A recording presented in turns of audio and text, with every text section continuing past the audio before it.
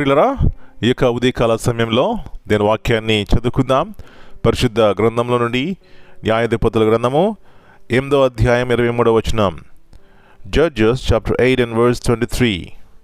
అందుకు గిద్యోను, నేను మిమ్మును ఎలను, నా కుమారుడును మిమ్మును ఎలరాదు, యెహోవా మిమ్మును ఏలునని చెప్పెను.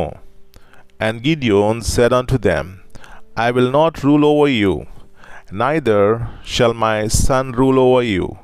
The Lord shall rule over you. యేసు ప్రభువారి అతి శ్రేష్టమైన నామములో పిల్లరా, మీ అందరికీ శుభములు తెలియజేస్తున్నాను. మరి యొక్క నూతన నెలలో ప్రవేశించడానికి దేవుడు కృప చూపెట్టారు. పిల్లరా, నిండు హృదయంతో దేవునికి కృతజ్ఞతాస్తులు చెల్లించుకుందాం. గత కాలమంతయు పిల్లరా, దేవుడు మన పట్ల చేసిన మేలులు ఉపకారం బట్టి మనసారా ఆయన పూజించి, ఆయన గణపరిచి, ఆయన కొనియాడి, ఆయన ఆరాధిద్దాం. మంచిది. ఇక్కడ చూసినట్లయితే గిద్యోను మిద్యానీయుల మీద జయం పొందిన తర్వాత తిరిగి వచ్చాడు. ఆ సమయంలో ఇశ్రాయేలు అందరూ కూడా వచ్చి అంటున్నారు, గిద్యోను, నువ్వు గొప్పవాడవయ్యా, నిన్ను బట్టే మాకు జయం వచ్చింది, కాబట్టి నువ్వేం చేస్తావు, మమ్మల్ని ఏలాలి, మీ కుమారులైన మమ్మల్ని ఏలాలి అన్నప్పుడు గిద్యోను అంటున్నటువంటి మాటలు, నేను మిమ్మును ఏలను, నా కుమారుడును మిమ్మును ఏలరాదు, యెహోవా మిమ్మును ఏలునని చెప్పెను. అబ్బా, గిద్యోనులో ఎంత విధేయత ఉందండి, ఎంత తగ్గించుకునే మనసుంది, దీనత్వం ఉంది. ఇలాంటి వారు దేవునికి ఎంతో ప్రియమైన వారు. తను దేవునికి విలువేస్తున్నాడు.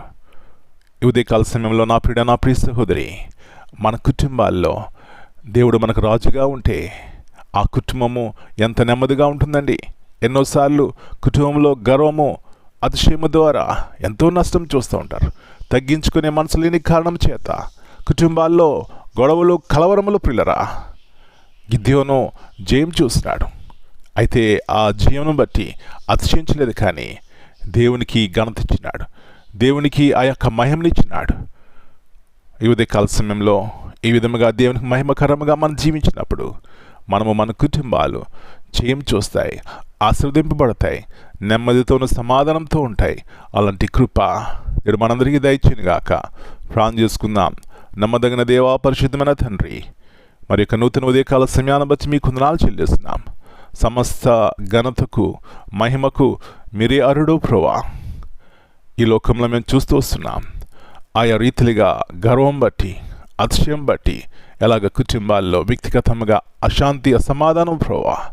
ఎప్పుడైతే మహిమ మీకు ఇస్తామో మా జీవితాలు ఎంత తగ్గించుకుని దీనత్వం కలిగి ఉంటాయి. ఇలాంటి మనసును దయచేయండి. ఇదే దేవుని యొక్క ఉన్నతమైనటువంటి మనస్సు. ఇలాంటి దీనత్వం కలిగిన వారి యొద్దే మీరు నివాసం చేస్తామని చెప్తున్నారు ప్రభువా. అలాంటి జీవితంలో కలిగిన వారమై వ్యక్తిగతంగా కుటుంబాల్లో నెమ్మది కలిగి ఉండడానికి సహాయం ఇచ్చామని మనం మీ చేతిగా అప్పగించుకుంటూ ఈ వాక్యం ద్వారా మా జీవితాలను బలపరుచుకుని దేవుని కొరకు ధైర్యముగా జీవించడానికి కృప దయచేయమని, ఈ దినమంతా మీరు కింద భద్రపరిచి ప్రతి అపాయంని తప్పించిన ఆయన మీ యొక్క కృపలో భద్రపరచమని యేసు ప్రభువారి అతి శ్రేష్టమైన నామమును బట్టి ప్రార్థన చేస్తున్నాను తండ్రి. Amen. God bless you all. My dear brothers and sisters, greetings in the precious name of our Lord and Savior, Jesus Christ. Here, leadership is most honorable when it reflects humility and recognizes a higher authority.